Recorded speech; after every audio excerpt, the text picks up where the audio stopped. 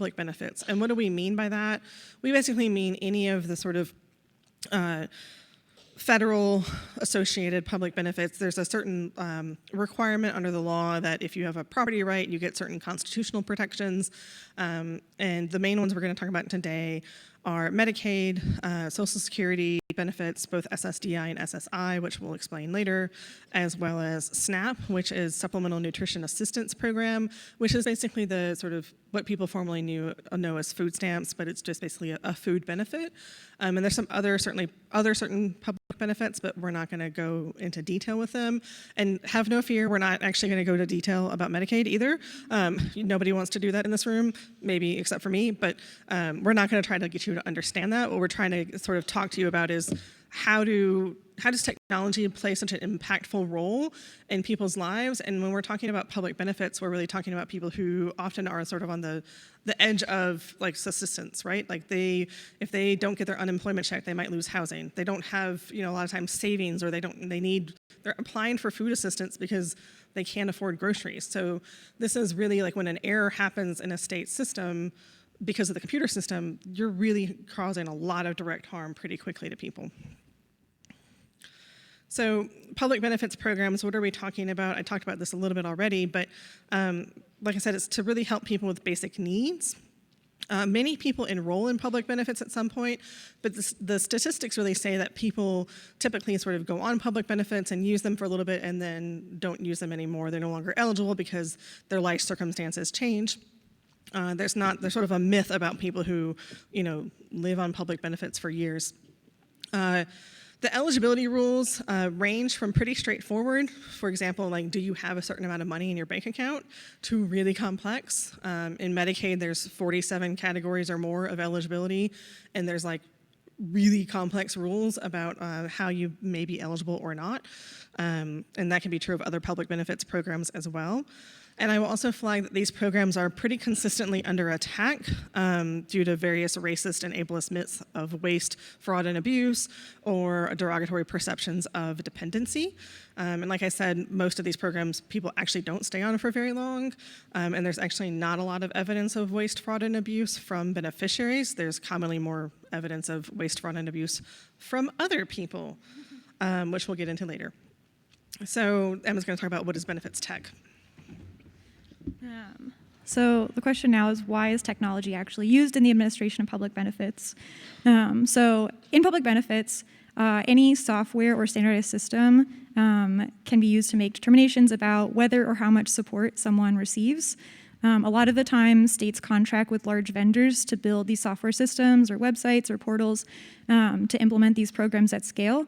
And to create standardized assessments for eligibility and care decision. So the key parts here are the fact that they're implementing these programs at scale with these different eligibility rules, and they're also creating standardized assessments that determine like allocation and resources for the entire population. A lot of times this just like streamlines rejections and disenrollment because of this whole tendency toward looking for waste, fraud, and abuse. Though purportedly it could be used to increase access and make things efficient and like actually get people enrolled in the benefits they're eligible for. But yeah, there's a lot of political choices about which problems the state actually desires to solve with technology, as Elizabeth will get into. So as I said, there's actually a lot of talk all the time about waste, fraud, and abuse and public benefits, and the actual statistics on it is pretty low. For example, in this Iowa was trying to pass a bill to restrict Iowans on public assistance because there's so much fraud was the justification. But in actuality, Iowa's SNAP fraud amounts to just like 0.001% because there's so many restrictions around SNAP already. But if you've been paying attention to the news, other people commit fraud in public benefits programs. So Brett Favre made a lot of news recently because Mississippi was using its SNAP funds, which are supposed to go to children to feed them. And instead, the SNAP funds in Mississippi went to Brett Favre's daughter's university to build a volleyball court. because the state had so much discretion in how it would use some of those funds that it decided to fund other things instead. And Brett Favre has gotten into trouble for potential fraud. And there's other pieces of this corruption scandal at the state government around SNAP funds, but this is a piece of news you may have heard of. And it's just an example of most of the fraud does not come from beneficiaries. It comes from other people in the system or other sort of uses by the system to fund pieces that are not the original intention of the program. So it was over $1 million. And I think the average SNAP benefit, as the slide says, for Mississippi households is like $241 to feed, I think it's like a family of 2 or 3 to buy groceries for the month, and versus the $1 million volleyball court. Go ahead, Emma. We're doing a lot of switching. Anyway, so we talked a lot about like the sort of incentive structure and the fact that technology can play a huge role in either causing major harm or potentially helping people actually get their needs met. So a lot of the time when we see these technical systems and we see interventions in them, the sort of incentive is to make them more fair, but that doesn't necessarily mean that people are actually getting their needs met. So like with Bradley's case, the state of Arkansas never decided to like increase the amount of resources it was putting toward home care for people. It basically decided, okay, well, we can't give like people on the sort of high needs end of things like less, so we'll just move some from the middle to care for the people on the high end, but then people in the middle aren't getting their needs met.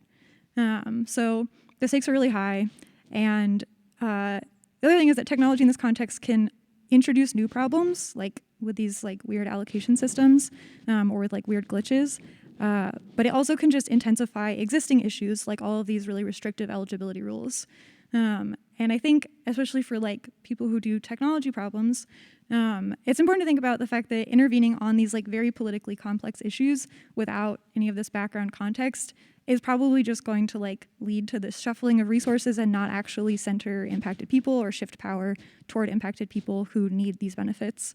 There's lots of other tactics to support people like media campaigns, bringing people who use these programs like into the room when you are making these or designing these assessments, and basically like not trending toward an advocatocracy for deciding how these systems should be built. Because the point of like all of this research, I guess, should be to prevent harm from happening. So I kind of don't know what the point of it is if that's not it. So we've been working on technology problems, quote unquote, for the past 2 years and have ended up learning like a few lessons and strategies about what sort of makes sense. So obviously underlying all of this is austerity. It's basically the idea that there should be scarcity, that we should not be giving people the resources they need because they'll become dependent or they're lazy. All like terrible myths. The minimum wage federally is $7.25 an hour. That's like $14,000 a year. Imagine living on that. We're exploiting people's labor, so we owe them benefits. We being the country, not me personally. So we have all these policies that are very restrictive, that undergird all of the priorities that these technical systems are implementing and the design of these technical systems. But besides that, like I said, sometimes technical systems do introduce new problems. So one sort of category of these new problems we call logistical problems, which is where the technology is not actually functioning according to whatever like design or regulation it's supposed to be. So like people who should be eligible for a program are actually not getting the benefits that they're supposed to. Or people aren't getting notices sent to them when they need to like refill out a form, and then they get terminated. All sorts of problems like people's identities are being confused with other people in the back end of a database. So there's these types of problems. We've also seen more like measurement type problems. So if you've studied science and technology problems, or science and technology studies, you know about like the concept of standardization. But basically in these types of problems, which comes up a lot in allocation systems and different assessments, technology is hiding discretion and flattening human experiences by standardizing and categorizing people into like levels of care or eligible versus ineligible. And a lot of times, these allocation systems just generally underestimate people's needs or conflate people's needs with the cost of their needs, which is absolutely not fair or just to people. But those are sort of like how technology itself can create additional problems. And it's important to look at any like tech issue through these different lenses because it can be failing in different ways and they require different strategies. Because like I said, some of them are from the tech, but some of them aren't really from the tech. So now I'll get into big case study. So this is something I worked on for a few years starting in 2018. This is also like how it actually works to collaborate with lawyers and like work on real problems. So in Missouri in 2018, the Department of Health and Senior Services proposed a new algorithm for determining who qualified for home and community-based services, which is the program that we talked about in Arkansas that Bradley Ledgerwood is on. So before this assessment, basically what happened was the state needed to determine whether or not a person qualified for a nursing facility level of care in order to qualify them for a home and community-based services waiver. So all this means is basically you need to show that you have the same level of needs that would normally be taken care of in an institution, but you are entitled to have that same level of care in your home. So they had basically written regulations that would describe qualitatively what sort of like what that looks like basically in different categories. So you would have like a cognition category where it talks about like what level of cognitive impairment someone has. There'll also be activities of daily living. So like how much help people need with cooking or making food or eating. So basically people would be assessed through this like written regulation, but there was also a computer system in the background that would do this automatically. And so what started happening was people would be assessed with a computer system that took in results from this INTRI assessment, which hopefully you can read. But basically it's an assessment that would be conducted on someone applying for benefits that would rate like the functional needs. So like the things I was saying, cognition, activities of daily living. So the old computer system would take their scores, combine them in some way, spit out a number, and whether that was above a threshold would determine whether or not they would qualify for their waiver. So basically what ended up happening was people would all of a sudden stop meeting the threshold. Then they would appeal to the judge, and the judge would say, okay, well, I actually can't tell you why this is happening because according, like their defense would say, according to the written regulations, this person should qualify based on the description of their needs. But the computer system is ranking them lower, or scoring them lower rather, and they would win their appeals because the judge couldn't actually justify the decisions being made, which is kind of interesting, sort of against transparency argument. Not that we want that. You have to appeal. Yeah. Right. So like when a person gets a letter that says, you know, you are no longer eligible because the computer says because you're no longer eligible, you have no idea that you may have qualified, right? It's not telling you that the standards for this program are A, B, and C, and you were assessed to no longer need help with bathing and dressing, so you didn't qualify. It just says like, you didn't meet the score of 19, so you're terminated. And a lot of people are intimidated by the idea of appealing, right? So a lot of people don't appeal a cut to services. So it was happening that people who appealed might have won, and they might have won only if they had an attorney, like a legal services attorney. But there was a ton of people out there in Missouri who weren't appealing at all and were just trying to muddle through and stay home without any services or with less services, and having similar problems like in Arkansas where they're, you know, not eating and not bathing and not really being able to get out of bed because they don't have help. Like it's all of those things. So just because you could win an appeal took a lot of steps to get there to even make those arguments. Yeah, no, definitely. Oh, I see a question. Hello. Hi. Oh, yeah. So an assessor, like a trained person from the department, will come and like assess a person and fill out these things. Yep. So like a nurse or somebody else does the assessment, but one thing to know is that the computer only thinks a small portion of the answers to these questions are relevant. So there's like 200 questions or something on the original form, and a lot of states pick and choose which answers. So actually the nurse usually is either inputting it as the person sitting there, or they go back and put it in later. It just depends on the state and who's actually doing it. But yeah, they just ultimately put the information into the system one way or the other. Yeah. Great question. Oh, yes, hi. It's fine.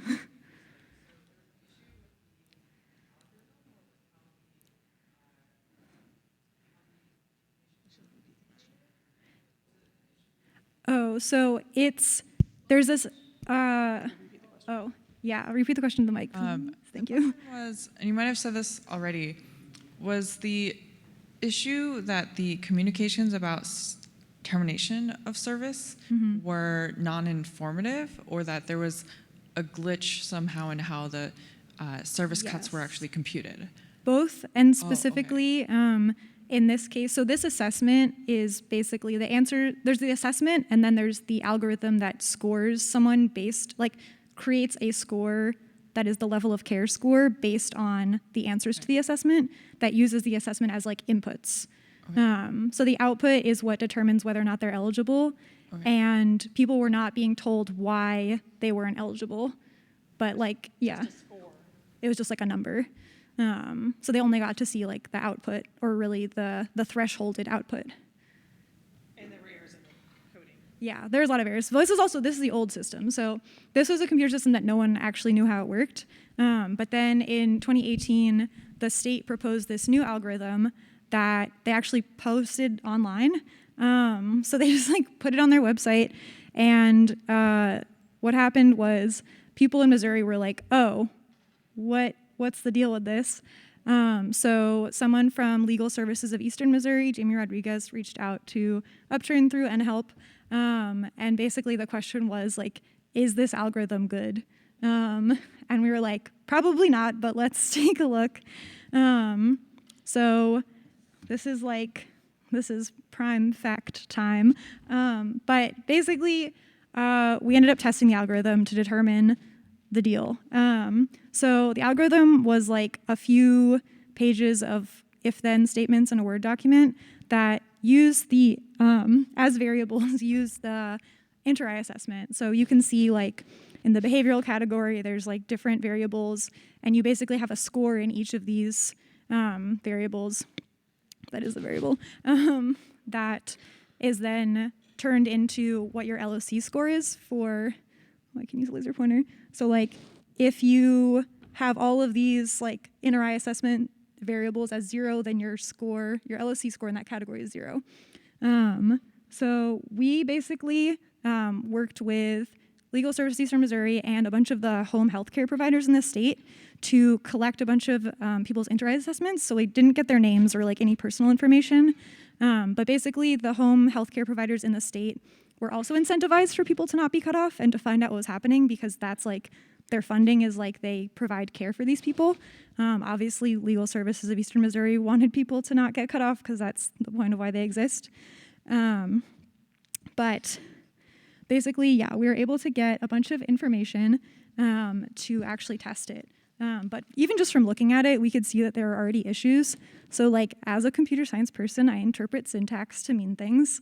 So like if you look at the cognition category, you can see this variable C1. So we're in the case where C1 equals 3, and I assume these indentations mean something. And we don't know if this is going to be done by hand, where someone could look at this and be like, that doesn't make sense, or if they're going to put it in a computer and run it. But you can see indented in here if C1 equals 4 or 5. And that's like a pretty important case where you automatically qualify. But C1 can't equal 3 and equal 4 or 5. So we were like, that seems wrong. Doesn't seem like anyone who does tech stuff ever looked at this. So we could already see some stuff like that. We also talked with home health care providers, and they were able to point out other things where just variables that should have been relevant were missing. Stuff about like, can this person walk upstairs was not included in the mobility section, which is like a huge thing for a lot of their clients. And a lot of the times it's not included because if someone lives in a one-story house, they're not necessarily walking up and down stairs, but they would need help if they were. So we basically combined like my ability to just like look at this stuff and see what was going on with a lot of contextual information from the home healthcare agencies.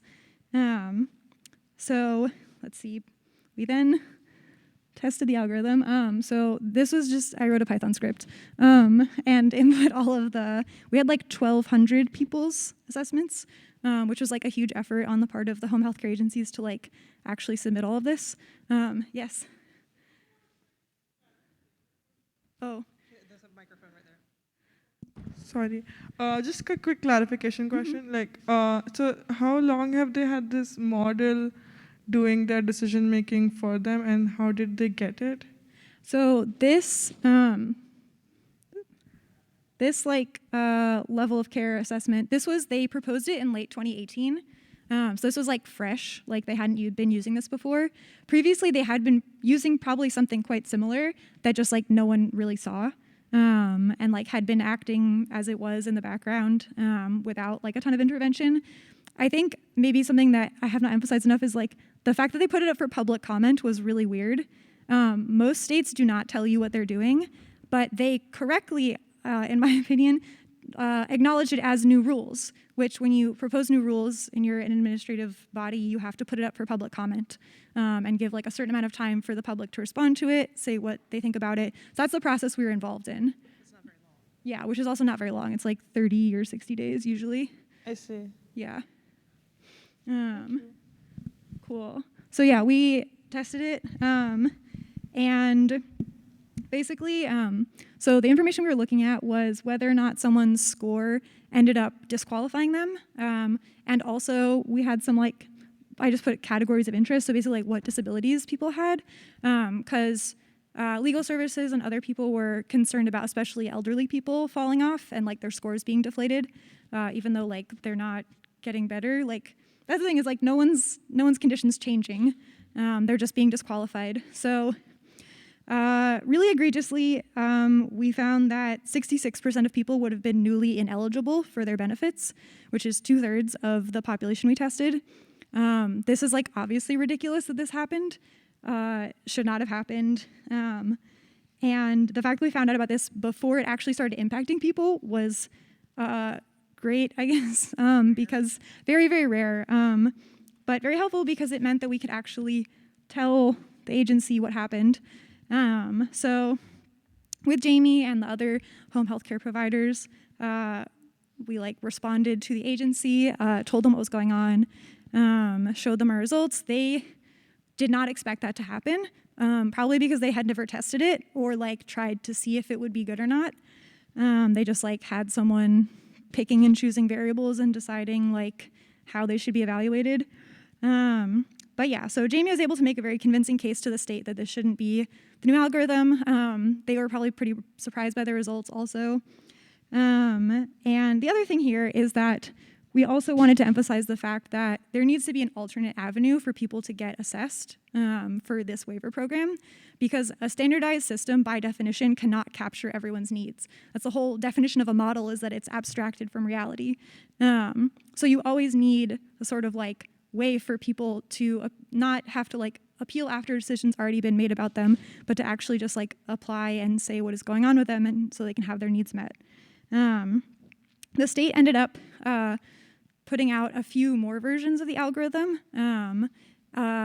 Each cut off fewer people, but still like a lot, which is why I'm emphasizing the like you need another path for people to actually be able to apply and get in this program, which Jamie also said. And yeah, let's see. So in terms of what the outcome, so basically the implementation was delayed a lot. So the first version came out in like December 2018, and right now they're at version like 2.3, which was within the past year. But basically, because of the public health emergency, states were only allowed to get extra federal funding if they did not cut off anyone from Medicaid. So Missouri opted into this, and then because of that, did not cut anyone off of Medicaid for the time of the public health emergency, which unfortunately ended on May 11th. So they couldn't cut anyone. They could not cut off anyone from Medicaid, including in this program. The agency decided that they would consider the superset of everyone eligible under the old system and this new algorithm until 2024. And that's not ideal, but it did put a bunch of sand in the gears basically and force them to actually go and do a full audit of their system, or their assessment rather, to see how it would affect people, which they had not done otherwise. During a department meeting, someone complained that we don't have a supercomputer here, and I was watching it I have a bachelor's degree in computer science and a MacBook Air. It's not that hard. You just need to kind of know what you're doing. But yeah, there's a lot of tensions. But in terms of takeaways here, the priority is keeping people in their waiver program and getting LTSS. That's the end goal. You can make it more fair or whatever, but at the end of the day, people are getting harmed if we don't make the system work for them, and that's the point. So we never said the assessment was good or fair. We just said who it was cutting off, and that we needed alternate access paths to access care. We also worked with legal aid and other home care providers so that we actually had the right context. And yeah, we ended up being able to delay the system a lot and prove a lot of points. Yeah.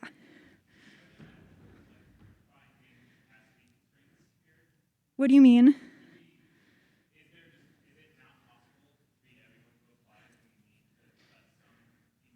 Oh yeah, I mean they have funding. Yeah.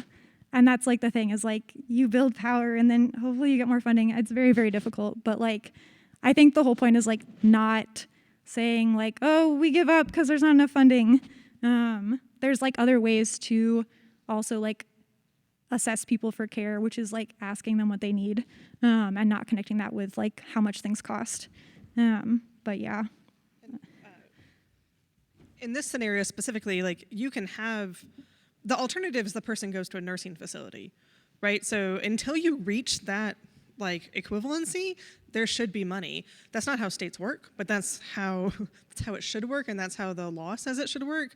But in this scenario, the sort of population of Medicaid costs states a lot of money, and they don't often see the savings by not sending them to a nursing facility in the long term. But the other part of this is the state was looking for ways to cut this program and just did it without a whole lot of care, right? They just were we'll just change the algorithm and we'll make the score lower and we're not going to test it before it goes out. We're just going to let it go. And that happens all of the time without this level of transparency. So this was really rare that Missouri even put it out for public comment or that anybody knew it was happening other than people within the state. And then even rarer that we could have somebody who could test the algorithm and that we had data to put into it. There was a huge amount of effort that was not resourced, right? Nobody paid the home health care providers and nobody really paid. I mean, I remember Jamie from Legal Services of Eastern Missouri was spending her nights and weekends inputting data because she had her actual job at Legal Services of Eastern Missouri to do. So that's another component of this is that it was not, that is not the question you asked, but just to sort of going off of that to add some more information that the state has constraints on the system about money, but even testing this used resources we didn't have. Yeah, so there's a lot of stuff going on. Oh, another question. Hi, yes. Oh, maybe there's a mic somewhere near you. Yay. You said they're currently using a dual assessment system. So is that every individual gets two different types of assessments, or is it some population gets one, another population gets another? I think it's that people are grandfathered in. So if they were eligible, they're not cut off. But then if people apply and are assessed with the new system, then they will qualify if they qualify. I don't know if they retroactively look at the old assessment. Okay.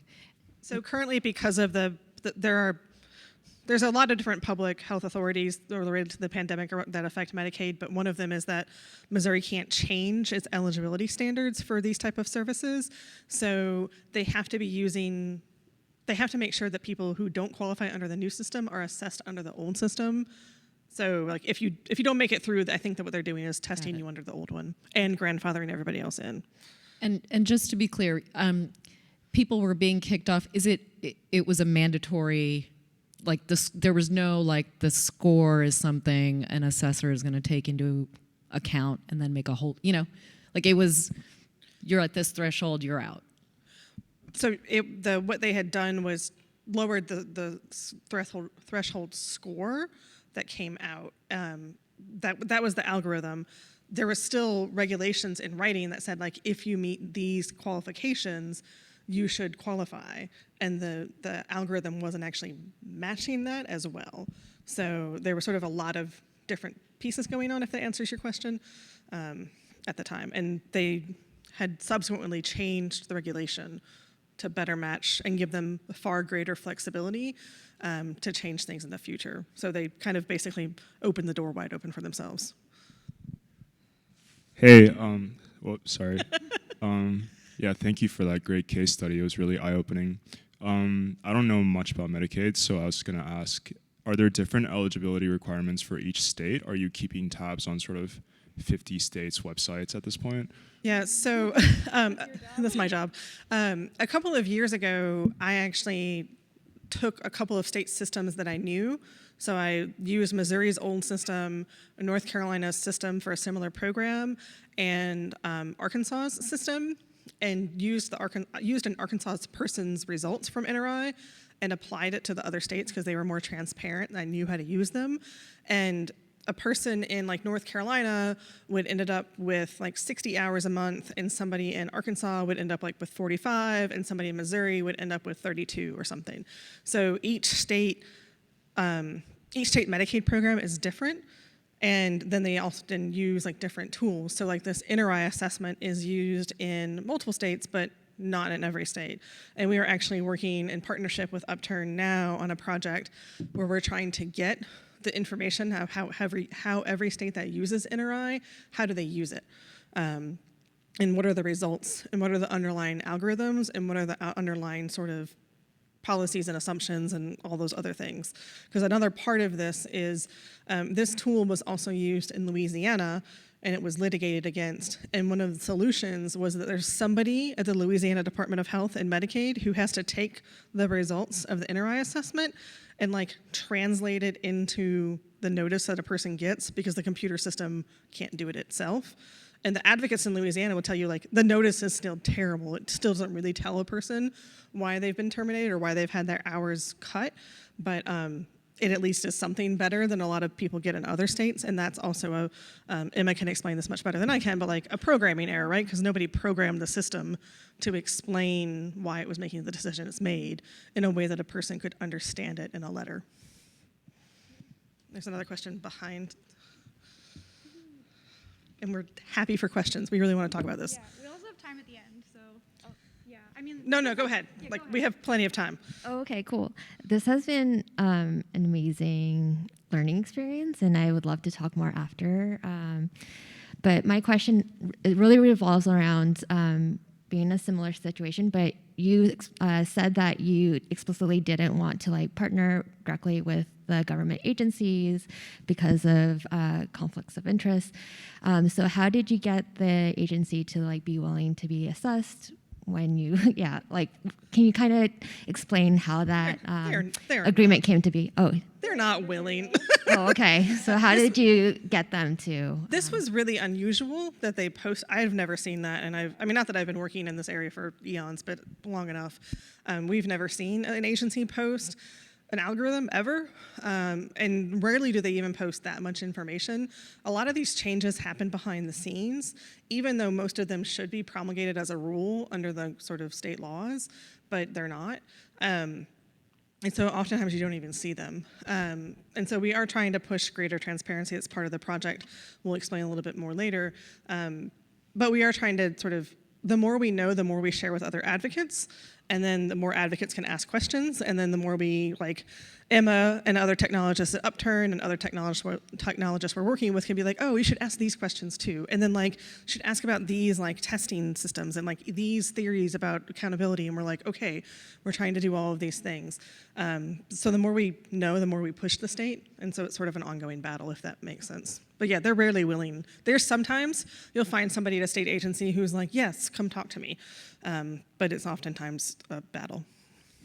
So one of the things that you mentioned was that using an algorithm is like a rulemaking process, which means that it should be open to public comment.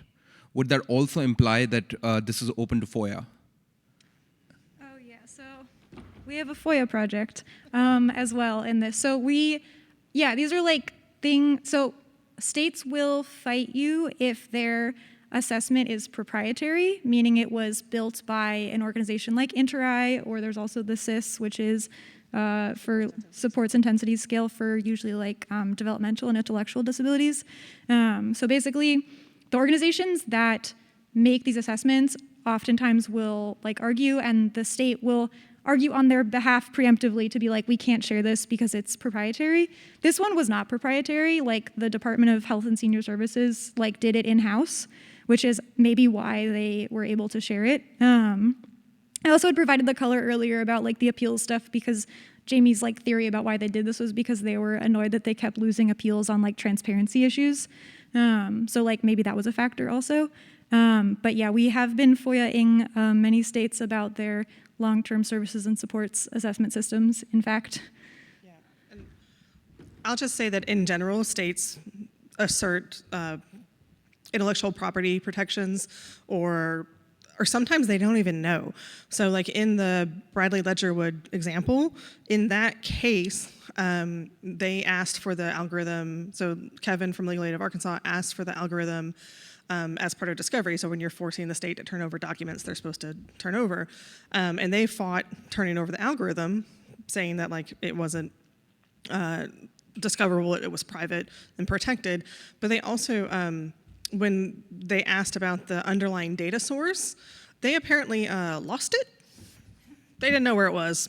Because the contractors are used so commonly in state government for a lot of these processes, because they don't have technologists in the in-house knowledge. They had hired, I think, I might get this a little bit wrong, they had hired one set of contractors to apply the Arkansas data to NRI, and another set of contractors to like build the algorithm that would then, figure out how Arkansas wanted to apply NRI. And whoever used the Arkansas data, they have no idea where it is. And the state doesn't know where it is, and they couldn't give it to the attorneys. So we really don't know some of the problems that might have been in the underlying data for the Arkansas system. Ultimately, Arkansas they abandoned the use of NRI in Arkansas. Just one more question. Yeah. Go ahead, like we're here. Does this create enough grounds for a class action lawsuit? So, one thing to know is, like I said earlier, so like Legal Services of Eastern Missouri and Legal Aid of Arkansas, they can't do class action lawsuits because of federal law changes quite a while ago, decades ago. So that makes things difficult. Even if you do a class action lawsuit, so there's a class action lawsuit in Idaho that's been going on for 2015, 2016 or earlier. And they recently went through a fight. They were trying to get the supports intensity scale, which is like Emma said, the sort of intellectual and developmental disability version of a sort of assessment tool. And they were pushing to get it released. And they were actually pushing to get released a document that you can go online and get yourself. And the state was like, no, it's intellectual property. We can't, I know, that face, I know. We have that face too about like, that makes no sense. But the state was asserting that argument. The attorneys for the sports intensity scale were asserting that argument. And the attorneys for the sports intensity scale were like, well, we're just going to leave if you force this to happen. And they left. They left the state. They're not going to contract with the state anymore. And so the proprietary piece is really a difficult road. We've sued in the District of Columbia to get access to some of the assessment tools, not any of these. And that was a fight. And they actually, the owners of the tool came in and were like, fought it again, so it sort of retracted how much access we had. And in other systems where we have class actions, we still have a really hard time getting access to like the underlying technology in the program. We can get a lot of like guides that like, you know, are some part of it, but are not the actual algorithm itself or the underlying data set. So that's where we're sort of starting to try to dig into that battle a little bit more, but I would say the outlook is questionable.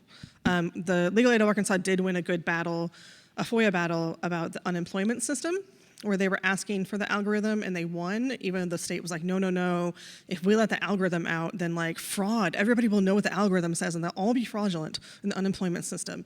And the court said, no, no, no, like this is a public good, like you have to allow it. And so they won.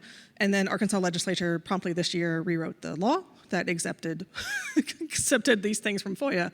So it's sort of a win-loss, I guess. Yes. So did you, thank you. Thank you, runners. You had mentioned that rather than evaluating fairness, you looked at how many people were cut. So did you get actual data on pre-post or on individual case files? Did that come from the healthcare providers, or so was this the just... home healthcare agencies had everyone's current score, and then we computed their new scores and compared them. So was that just like a sample set, or you got like everyone in this? We got a sample of like 1,200 people. Okay. So it was like enough to say something and to like show general trends. The state had like all of the data because they had people's like waivers, so they could have done that themselves and chose not to. Yeah, they hired a contractor later, Mercer Consulting, to do it, but yeah, they should have done that like immediately instead of making me do it. They didn't make me do it, but yeah. And then, so they hired Mercer after Emma told them that this was a terrible idea, and proved it to them, they hired Mercer to look at it more deeply or to do some evaluations of the second generation of it. And Mercer, I think, highlighted problems and said there's still undercounting, I think, of people with cognitive disabilities. And the state was like, and Mercer said, like, you need to do some more work on this. And the state was like, okay, we're going to do some more work. And then they didn't test it again. They were like, surely this fixes it, we're good. They didn't hire Mercer again to do the follow-up work, so the current algorithm is still really kind of untested in terms of whether or not all those problems were addressed or not. Yeah, we'll have more time at the end to talk about this, but I was gonna say we can now go on to like general eligibility rules that are for more than just Medicaid, and this is Elizabeth. Okay, here. So this is not intended to be an in-depth examination of public benefits, but we wanted to sort of highlight some of what these systems are measuring, just so you have a general idea of these. So we're not, as I said, going to cover all of them. And this is a very, very, very simplified chart. I can't even explain to you how simplified this is. So anyway, so SNAP, which is supplemental nutrition, its general purpose is food assistance. It is a largely federally funded program that states administer. And so that most of the money, or all of the money, is actually coming from the federal government, but the state is making policy choices. Typically, to qualify for SNAP, you have to meet income limits and assets. So both like how much money you have in the checking account and how much money do you make every month. It's typically like a month-to-month evaluation, not a yearly one, but so that's sort of how it works. There aren't, in general, requirements to have disabilities or other care needs. For SNAP, you can actually get out of some of the work requirements for SNAP if you have disabilities, and that is got a lot of questions and complexities to it, but sometimes you can get out of the work requirements. There are disqualifying factors, so there's certain, this is a little bit state specific. Sometimes if you have a criminal record, you cannot qualify for SNAP, so it doesn't even matter like how long ago it was in some states, it's just like any criminal record. And there are also, in most states, they implement work requirements. They require you to search for a job or have a job or participate in job-like activities to qualify and continue to receive SNAP benefits. So that's food. Medicaid is, of course, healthcare. A lot of people get confused between Medicaid and Medicare. Medicaid is for people with low income. Medicare is largely for older adults, so older than 65, or certain people with disabilities. Not a lot of them, but some of them. So Medicaid provides general health care, so just like your health insurance, that's what Medicaid is health insurance. One of the things that Medicaid does that most health insurance don't do is they provide what's called long-term services and supports, so things that like Bradley Ledgerwood was getting, so help in the home. If you, for example, would get injured, your private health plan is not going to provide there very many services and not for very long for most plans. Medicaid has a particular expertise in sort of long-term services and supports, and especially in sort of mental health and other areas. Medicaid pays for most of the nursing facility care in the US. A lot of people think that that's Medicare because it's older adults usually, but it's Medicaid. So people have to spend down their income. So Medicaid has an income limit. There's a bunch of different ways in which income is counted and what income is counted and what's not. But for our purposes today, you have to have income limits. There are asset limits for certain categories of Medicaid eligibility, not all of them, which is confusing, I know. And then there's, for certain programs in Medicaid, you can qualify if you have a disability. So for example, if you don't qualify in Mississippi for Medicaid because you have low income or because you have a child, you may qualify as an adult because you have disabilities. Mississippi's not gonna let you have very much money if you qualify that way, but you can qualify that way. There are a lot of disqualifying factors for Medicaid. It can be pretty restrictive eligibility-wise in terms of how much money you can make. I think if you're a parent caretaker in Mississippi, you can only make like $217 a month or something like that. And that means like for the whole family. That might not be quite right, but it's close. And I hate to pick on Mississippi, but they have really harsh eligibility criteria for most public benefits programs.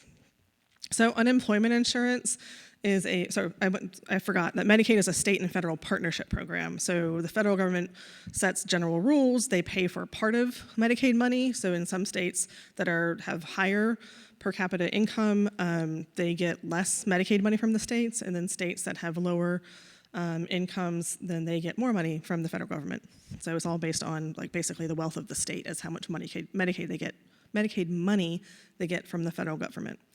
Unemployment insurance is basically like what it says. It's cash assistance for people who are unemployed. It varies by state about what the rules are, but usually if you become unemployed, you can file for unemployment, and basically as long as you meet the certain number of quarters worked or a certain number of weeks worked, you will qualify, but most states require you to prove some sort of work search while you're on unemployment.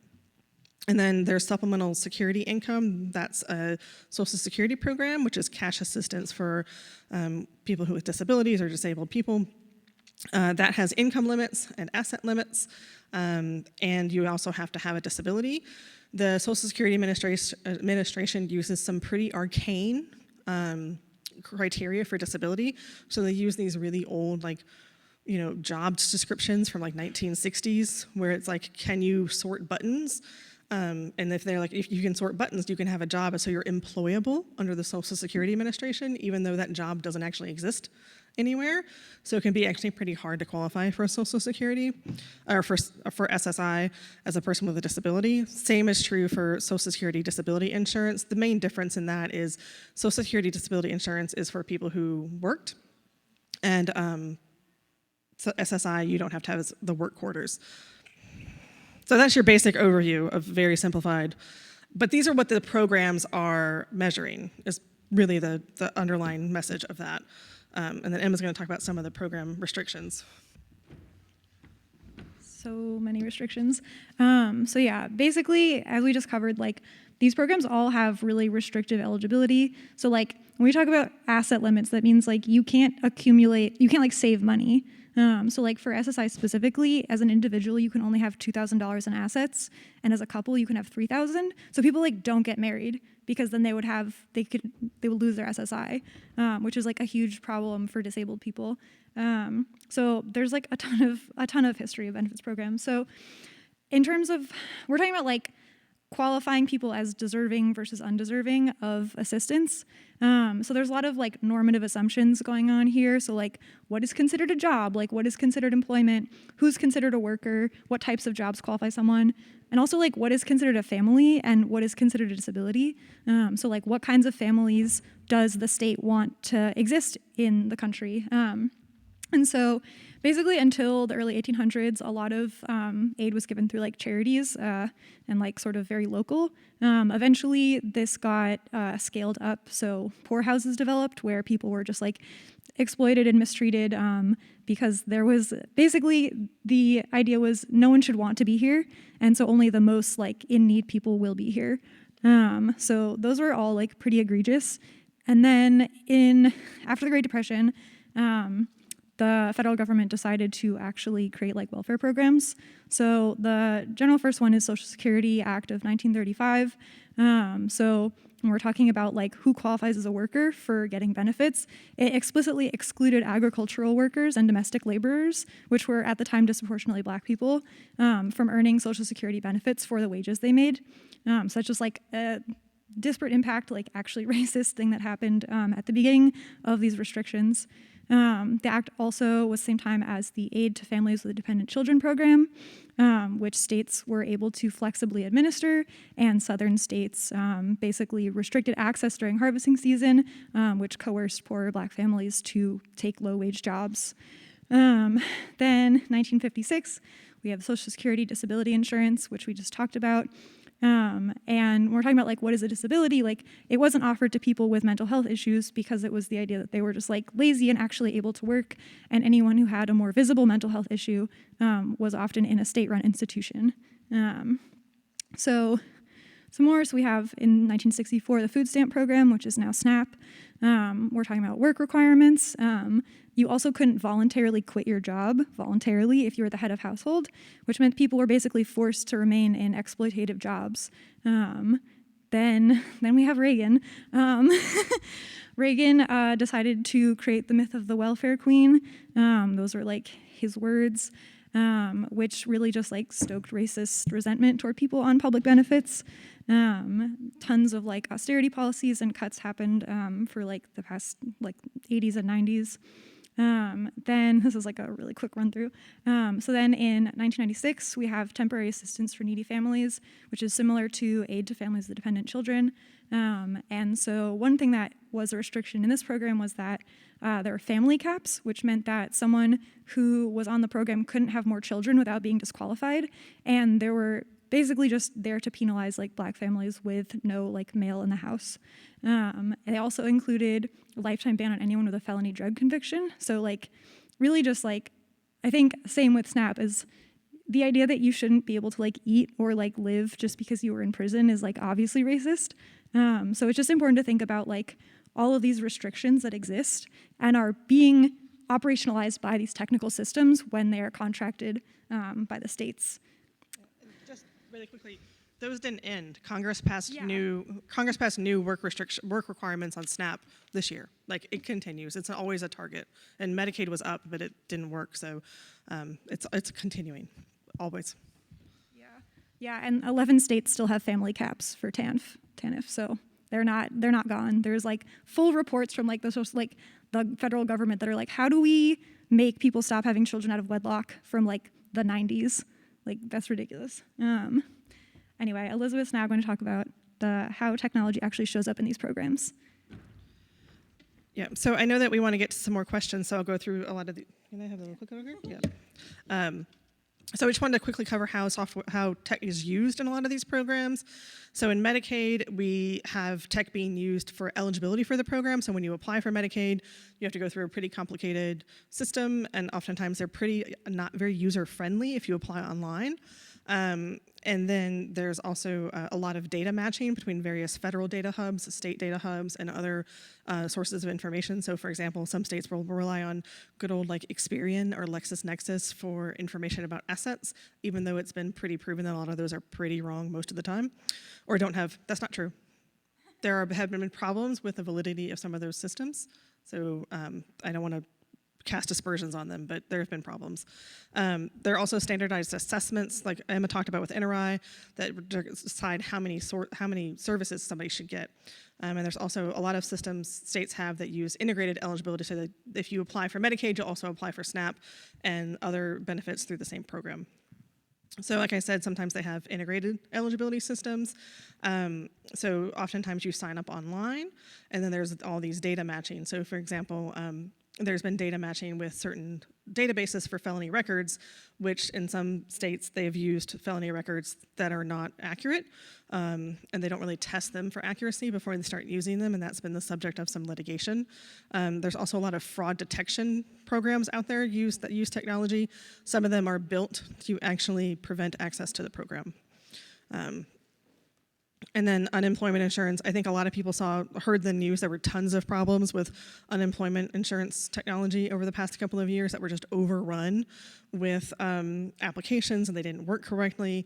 And there's been huge issues with fraud detection in unemployment. If you look up the Midas case in Michigan, you'll see really terrible side effects of fraud detection technology used in unemployment that were just built in a very in a way that actually really targeted people for fraud who were not fraudulent.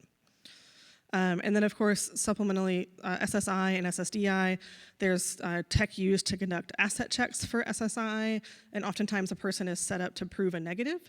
So they'll use a database like LexisNexis or Experian to say, check for Emma and DC. And the database will be like, oh, well, we found Emma in Florida with the same name, and she has a boat, so she needs to prove she doesn't own this boat because that's an asset.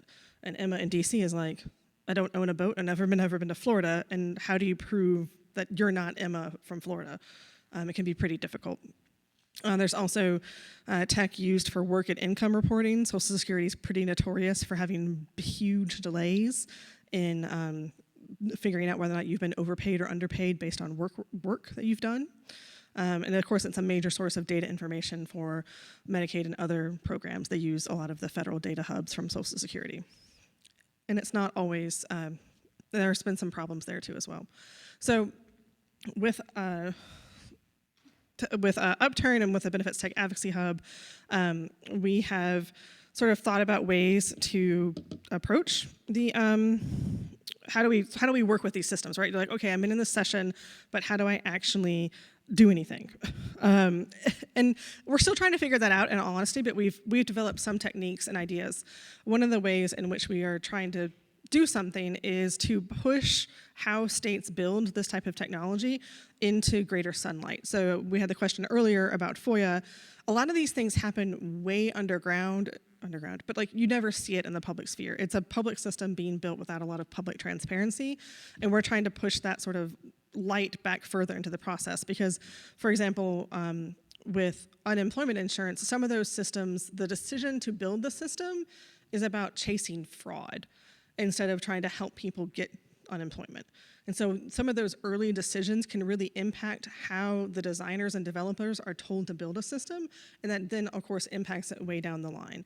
So we sort of have we use a life cycle analogy to sort of talk about that issue and try to push it further back into, instead of just at the operational phase, push back some of the transparency and ability to put input into why the system is being designed, what's its purpose, what the overall inputs will be, what the data it will be based on, further back into the life cycle. This is all on our website. And then Emma's going to talk briefly about making sense of these problems, which you all know much better than I do. Yeah, because like Liza said, normally we find out about them like after they're already harming people, and that's like not the position we want to be in. But yeah, so this is the little framework I wrote about making sense of technology problems. So I touched on this earlier, but basically there's like different ways that technology can be malfunctioning. And I think they deserve different strategies. So like, we also think about in terms of like short-term versus long-term, like a lot of times you just need to stabilize a failing system so that at least it works for the people who are currently depending on it. So a lot of times there's like logistical problems, messing something up, like notices aren't being sent that tell anyone anything. They're being sent to the wrong addresses. People's information is being matched with someone else. Or like they can't log into the portal because like they need an email address and the wrong one's on file. Or the system's just like designed in a way that doesn't account for like all family structures, so you can't like have the right family members in your case file. There's like a ton of different sort of logistical things that have like easier and or harder fixes. And sometimes they are actually pretty simple and can be really like fought for and won. For measurement issues, which I think a lot of y'all maybe like are more in tune with in terms of understanding statistics and like wanting to do stuff there. A lot of times we look at this and thinking about like accommodating or improving the tech, but also not taking for granted that a lot of time is trying to do triage when there actually just needs to be more resources, and that's not the right problem to be solving. And sometimes we want to just get rid of the technology because it's just like enforcing a really punitive rule.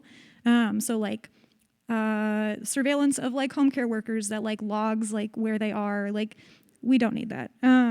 Those just don't need to exist. And there's also just like a lot of underlying policy goals, like this sort of focus on waste, fraud, and abuse that make technology seem valuable that we also need to contend with and not just like accept as a fact. Because like I have on the slide, just making an assessment fairer is not actually going to make sure that people have their needs met or give people agency in making decisions about their care.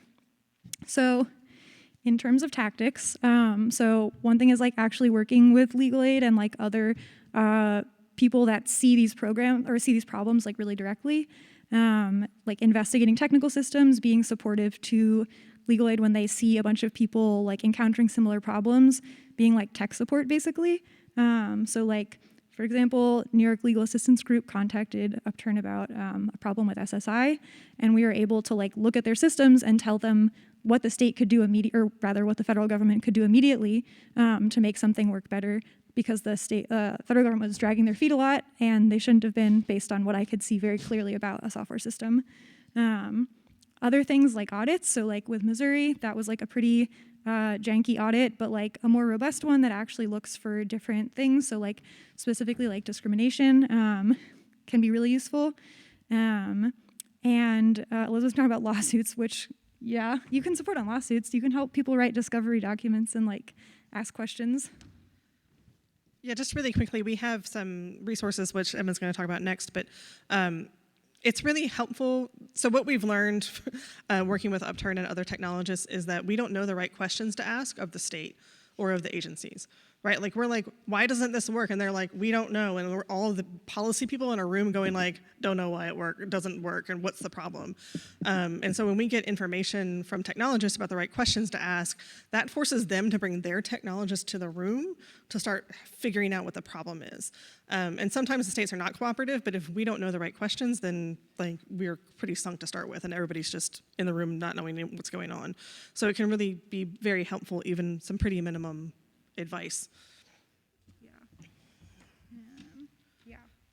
Oh, and then also, just really quickly, if you were interested in the Missouri case that Emma talked about and some of the other cases that I mentioned, we have a case studies page on the Benefits Tech Advocacy Hub website, along with other resources. Like I said, the Key Questions Guide is one that we're always evaluating and using, because advocates are using it a lot to try to help figure out what's going on. But there's a bunch of other stuff on our website as well. And then Emma's going to talk, I think, about the affirmative vision, and then we're going to have more time for questions. I know we're approaching the 6:30 time clock, which is when we said we would end. We're doing great. Yeah, and also like all this is on our website, btah.org. So benefitstechadvocacyhub.org. All the resources are there. But yeah, I think one thing to look at for especially statistics is how it sort of like interacts with like maybe more theoretical stuff about like health and austerity. So this is a quote I really like from this book called Health Communism that came out this year. But basically, there is this idea that anyone who doesn't work is a drain on society, and there needs to be a way to certify whether or not someone truly can't work and deserves to be cared for, which I just think is a sentiment that's based in eugenics and should be countered wherever you see it, and something to really be thinking about when you interact with these systems. Because you're basically like attempting to quantify the expense of someone's care and balance it against their ability to work. So work comes up in a lot of these, like we saw, a lot of the restrictions are based on work and whether or not someone's like a productive member of society, which, as I said, like people are being exploited actively, and that doesn't really need to be here. And so like what might a just social safety net look like? Really just like supporting people and not allowing the cost of services to factor into needs assessments, because they're not like, the states obviously have budgets, but like that's not how you determine what someone needs. Also like autonomy, so people can make decisions for themselves about their care needs and don't necessarily need to like have an algorithm assess it for them. A lot of these programs were like designed to be very patronizing toward people. Like SNAP doesn't let you buy prepared food. Just like imagine not being able to go to the grocery store and like buy the thing you want to buy. There's also the fact that most of these systems don't prioritize access, so making assistance available to as many people as possible. Funding programs, especially for like skilled nurses, so that Medicaid, LTSS actually like is helpful to people, and like people's hours aren't cut all the time. Anti-capitalism, basically divorcing the idea that people should have to work in order to get their needs met, and also just like trusting people that they are being assessed correctly. We had a workshop at Upturn a while ago with people who use LTSS, and a lot of them were just like, we don't know whether or not we should tell things to people about our mental health issues, if it will be held against us, if we'll be disqualified from programs, or if people are gonna assume we're faking something just because we have like depression or anxiety.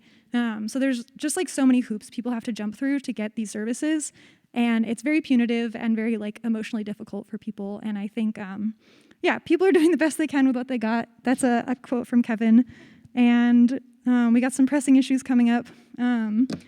But Yeah, and part of what we're really trying to say is, yes, these programs should be more beneficial, but at the very least, the ones that exist, if you're eligible, you should be able to be eligible and get the service and not like be determined falsely ineligible by a computer program.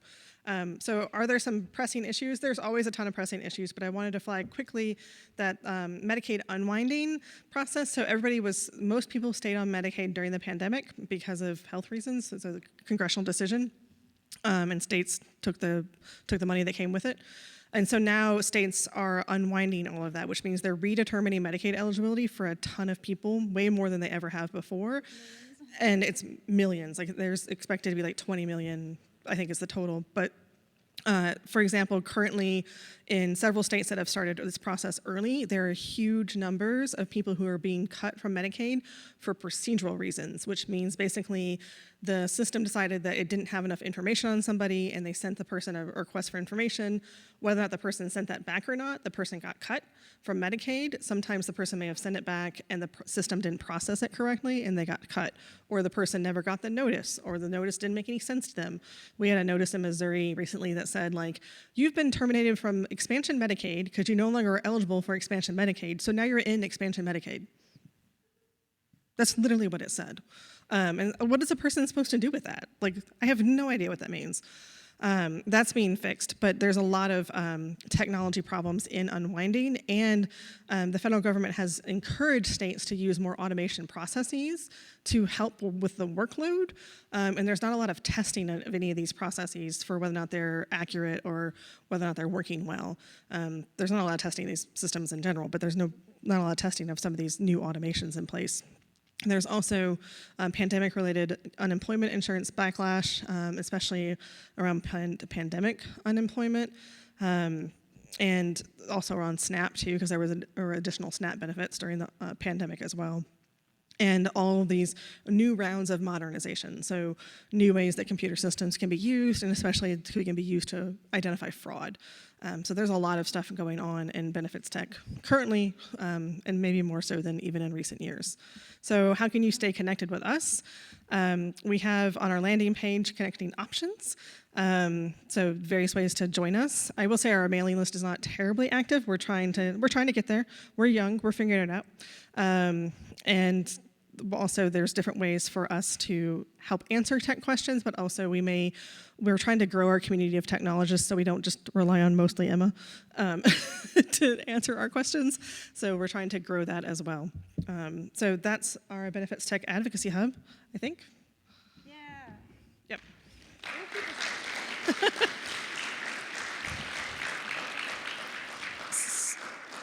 So happy to take questions, also happy to stay after for a little while if people want to talk to us.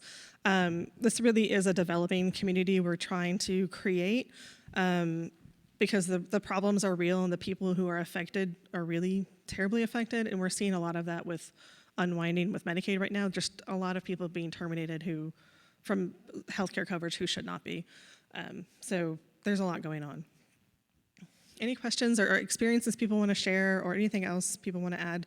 Or it's BTAH, Benefits Tech Advocacy Hub.org. Thank you. I don't know why we didn't put that on here. But yeah, there's a lot of, we put case studies on there's a case studies page that you may want to look at, just because there's some examples that we know of. But there's certainly, we have more of them. We haven't put all of them on the webpage.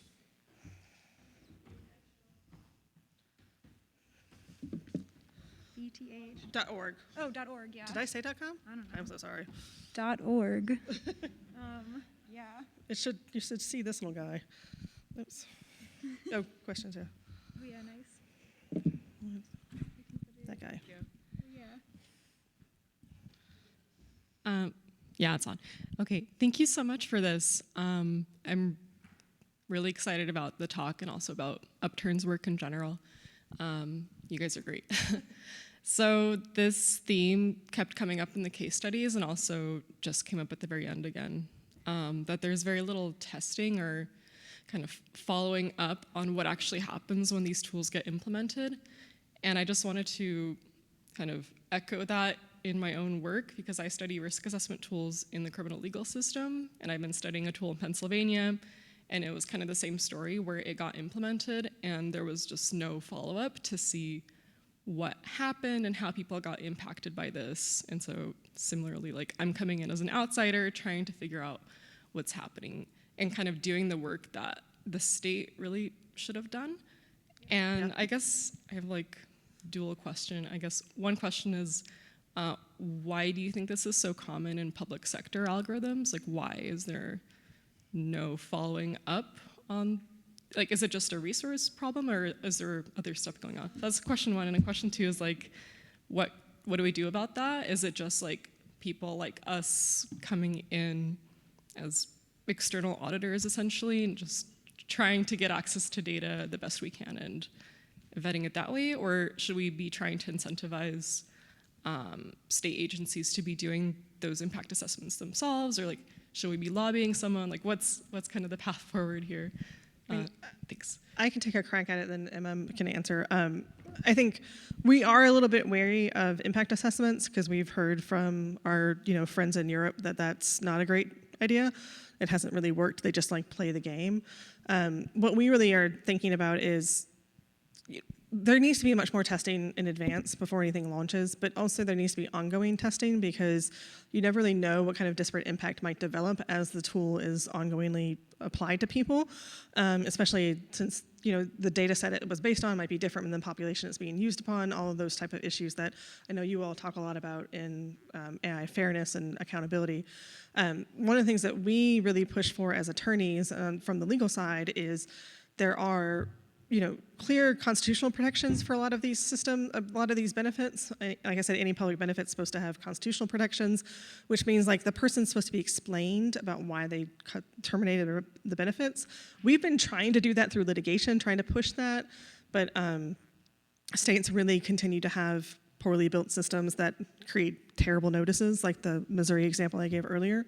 So I don't know the answers that other than really trying to push states to have better procurement processes. That's one area we've been looking at because we think there's like not always the best levels of expertise at the state to ask for the correct system to be built, right? So when they ask for a system to be built, they're not asking for all of the checks and balances to be built into that system. They're just asking for it to work. So a lot of times you can't even get data out of a system that you need. So we think if the RFP process were to be improved, there could be a lot of improvements, but then also just greater transparency overall. Yeah, and some other stuff with like the contracting process. So like when a contractor is building a system, there's like basically workers are disincentivized from saying that they've encountered problems or that the system's not being built on like the schedule it's supposed to be. So they basically just like ignore the fact that things are going wrong because they have deadlines and they can't work past their deadlines because they're only funded a certain amount of money. So there's just like all these financial incentives that are really not working in favor of testing of systems, like making sure they operate correctly. And that's like a pretty widespread like structural issue right now. But yeah. Especially like ongoing years-long testing too. Go ahead. Thank you for your work and this presentation. It was really excellent. I wanted to ask, or one thing I was thinking about throughout the presentation was that in addressing or thinking about these issues through technical solutions and kind of fixing the ways that it's kicking or denying people out of the system, do you worry that it kind of affirms the premise of means testing in the first place? And I wonder how you think about that. Yes. No, I think it is like a huge problem to, I don't think one should take for granted the idea that some people like are eligible and some people are not eligible, because a lot of people who are not eligible have the same level of needs. And I think, that's my whole bit about like austerity politics and stuff, is like, we should like basically be trying, like, the systems currently do work for certain people. So like in Idaho right now, my coworker was like listening to some conversations, but like they have a group of people who are like using their like long-term care system like in the room basically. And a lot of them are like, yeah, like the system like kind of works for us for the most part, but then other people outside the room who like have similar needs aren't necessarily like having, like everyone's needs are not necessarily being considered. And so like in New York, certain advocates are like, yeah, the system, like we know how to navigate it, but that's not necessarily like a good baseline that just like some people know how to navigate it. It's more of like an expansive view, which is really difficult like in this political climate. But I do think is a really integral part of all of this, because I'm like not happy that some people like are not eligible when like they need things too. Yeah. I'm a lawyer, so I come at it from like the law says you're eligible or not. So like I sometimes have to play the game, but I do think there's a lot around how a system's designed that can make it far more appropriate at implementing the law. So for example, if there's an assets test or a means test, like if it pings the federal data hub and it says like, if Emma reported that she makes $1,000 a month and the federal data hub says that she makes $1,200 a month, and if the eligibility criteria is $1,300 a month, just let Emma go, right? Like, don't complain about that difference. But some states' systems say like, oh, well, Emma has to prove that she only makes $1,000 a month because that's what she said. And like, there's ways to make some of those tests and those means tests, even if it's an eligibility criteria, something that's like far more workable and allows more access.